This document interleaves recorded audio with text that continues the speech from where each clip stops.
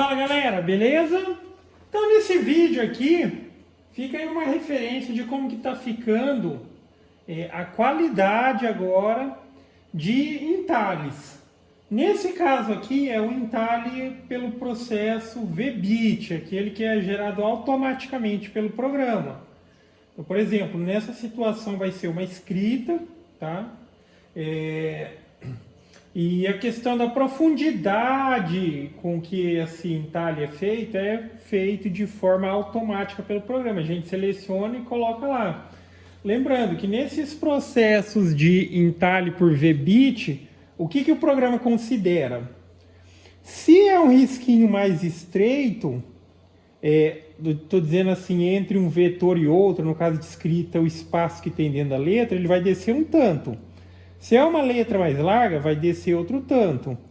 Então, enfim, aqui eu estou utilizando a fresa VBIT de 60 graus. Só que ali é de 32. Eu acredito que até mesmo eu poderia utilizar essa daqui. Só que essa daqui estava lá dentro. Eu coloquei essa daqui, ó, ela é bem larga. Seguindo o próprio padrão automático do processo VBIT lá que é gerado pelo programa, com aquela fresa ali eu conseguiria fazer esse processo de entalhe bem profundo com essa fresa, tá? Então mais ou menos é isso que determina, mas daria para usar a de 16, precisa ser a de 32. Então é aquela questão que eu expliquei.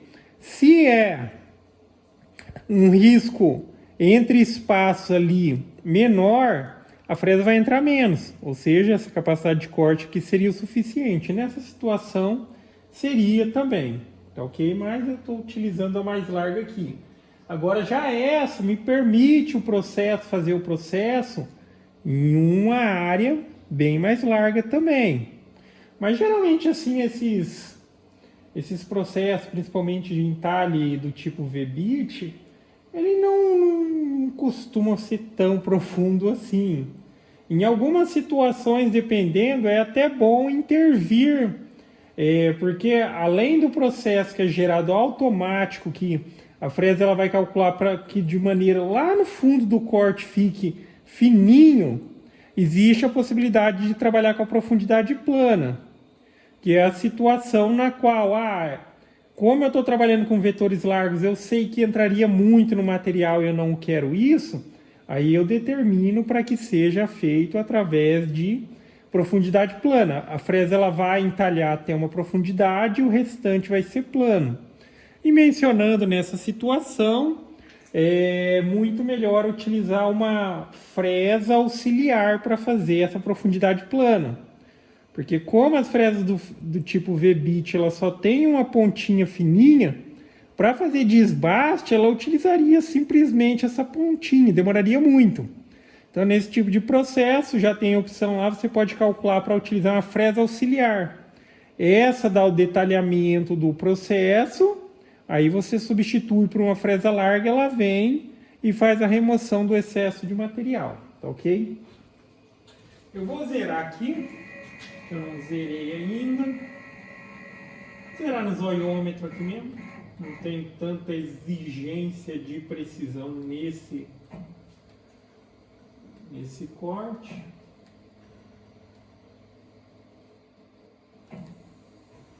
Tá. Zerado, vou zerar as coordenadas no programa. Aí também fica um convite para quem quiser participar do grupo que eu criei no Facebook, o grupo CNC em Ação, grupo voltado para assuntos relacionados a CNC Router de maneira geral, programação, construção. Para quem tiver dica, para quem tiver dúvida, posta lá que o pessoal também está sempre ajudando. Tá? Então vamos ficar mais próximo aqui. Eu quero deixar de referência para vocês aí a qualidade do resultado final que eu estou tendo em processo como esse. Depois da modificação que eu fiz, difuso e tal. Cara, na prática ali vamos ver. Melhor do que falar é mostrar. Então eu vou colocar para executar aí. Se quiser pular o vídeo, eu vou deixar em velocidade real. Acredito que não vai demorar muito tempo. E depois a gente avalia aí que teve de resultado. Então essa daí é a primeira parte desse processo que eu vou fazer. Então vai fazer esse processo de entalhe, daí depois eu vou recortar. Mas no vídeo aqui a referência mesmo é essa questão do processo de entalhe. Então, vamos lá.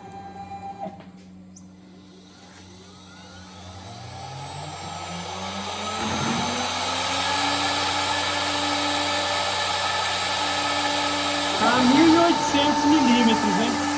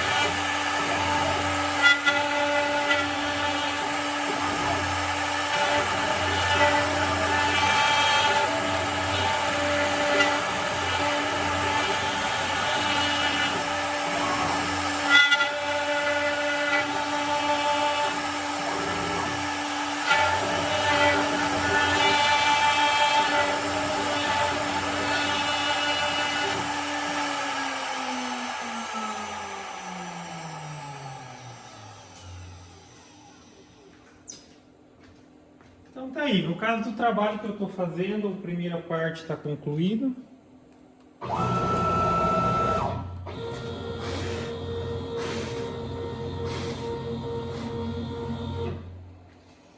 Agora observa isso, tá? Mostrar bem de perto mesmo, não é para mostrar de longe e falar que tá bom, não, é para mostrar de perto. Olha a perfeição, isso aqui tá beirando a perfeição no resultado. Quem já fez esse tipo de processo sabe que quando fica arredondadinho os cantinhos, assim, ó, porque todos os cantinhos eles têm que ficar quadradinho. Então não é questão de tipo, é o programa que... Não é programa, isso daí é estrutura mesmo. Para chegar num resultado como esse daqui, e fica referência para quem está pensando em comprar, para quem está pensando em construir, a parte do travamento da estrutura da máquina é importantíssimo para esses tipos de trabalho. Às vezes a gente vê a máquina trabalhando, a gente pensa, não, ela não está fazendo nem força, mas sim, ela está fazendo um esforço. Se a estrutura ela não for muito travada, então é aquela hora que ela vem no cantinho aqui, que é para ficar retinho, fica redondinho. Tá, eu sei, porque eu já tentei fazer esses tipos de processo na minha CNC caseira. Ou eu trabalhava muito devagar, ou o resultado você via ali que não estava aquela coisa, tá? Dá para chegar no resultado aceitável, mas isso daqui eu falo que é a perfeição, tá? Olha os cantinhos como estão quadradinho, tá vendo? Os cantinhos quadradinho. Isso daqui é o que eu falo nesse termo aí de perfeição. Na CNC caseira, quando eu fazia, pode ser exatamente o mesmo arquivo, coloca ali a mesma fresa, óbvio que o mesmo ângulo, mas só que uma menor ali, mas esses cantinhos aqui, eles ficavam arredondadinhos, tá? Mas assim, o que fica de referência aí, que eu quero passar a ideia, é que às vezes é aquela questão, né, da expectativa e o que vai sair. Para um resultado como esse daqui, é uma combinação de fatores, tá? E, como mencionado, o travamento da estrutura é um dos fatores que tem um impacto muito grande nisso. Quando eu falo de travamento, não é tipo você pegar aqui, não tem jogo. É tensionar mesmo, porque quando a fresa está trabalhando, tensiona, tá? Então, estrutura, componentes. Ele fala, nossa, mas precisa ser uma super fresa. Cara, essas fresinhas são as fresinhas da China. E, às vezes, muita gente acaba associando muito errado para dizer, não, coisa da China não tem qualidade. Muito pelo contrário, hoje em dia, quase tudo que você vai comprar no mercado nacional, cara, é produzido na China. As empresas, elas só acabam pegando e colocando o nome da marca delas. Aí as fresinhas aqui, fresinha da China, tá ok? Óbvio, vai chegar um ponto que a ferramenta ela tem o ponto de desgaste dela, não vai durar para sempre. Então, às vezes a pessoa ela utiliza muito a ferramenta e até o ponto de comprometer o resultado e ainda assim fica na dúvida, por que será que o meu trabalho está ficando ruim e tal? Ferramenta, depois que ela cegou e tal, vai comprometer o resultado sim, tá ok?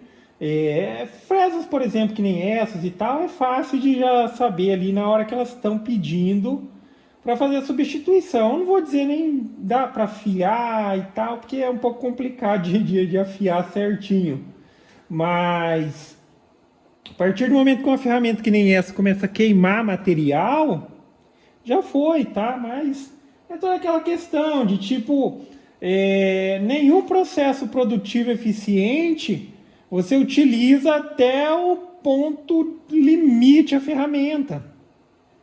Eu fiz um trabalho aqui, eu vou ganhar X, vou ganhar 40, vou ganhar 50 reais.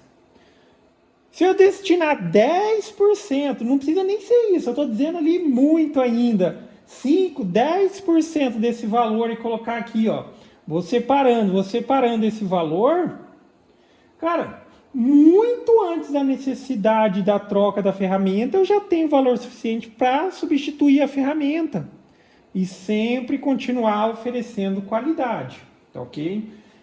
O link das fresinhas vai estar lá no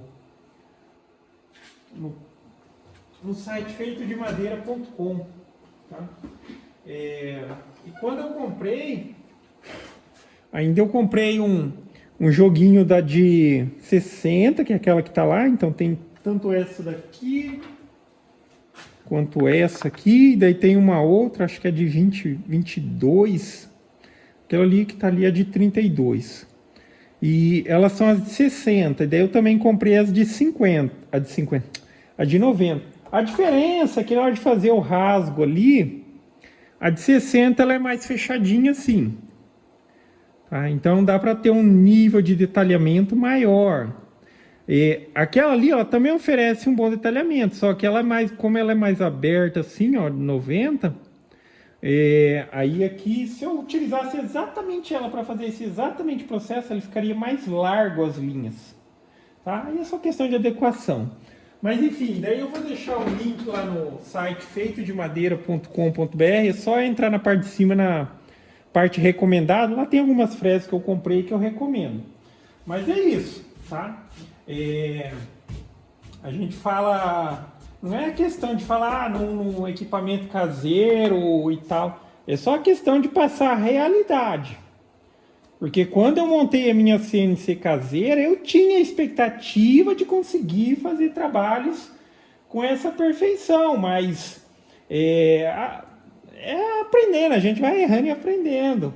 Mas eu não tinha essa referência, o quão importante, por exemplo, era a estrutura da máquina para trabalhos como esse daqui, tá? Principalmente de entalhe e tal. Para tudo é importante, né? Mas que nem esses trabalhos aqui de entalhe, eles, vamos dizer, eles exigem bastante da estrutura do equipamento.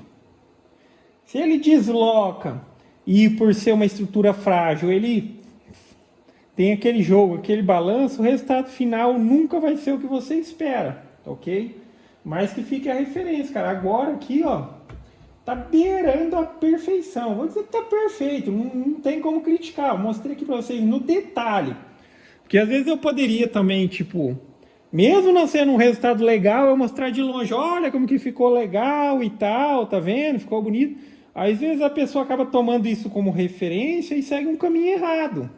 Ok? Principalmente nessa questão de quem está construindo. Eu sei que tipo às vezes bate aquela ansiedade de querer ver ali, colocar coisa na prática, mas às vezes dá uma segurada. O segurada todo mundo sabe que é para juntar uma graninha, para investir em bons componentes, para fazer um negócio que você não precise refazer, tá? E que você consiga chegar no resultado que você está buscando. Beleza? Então vou dar um andamento aqui nesse trabalhinho. Mas basicamente é isso, galera. Então gostou do vídeo? Dá um joinha, inscreve no canal que em breve estarei postando mais vídeos. Falou!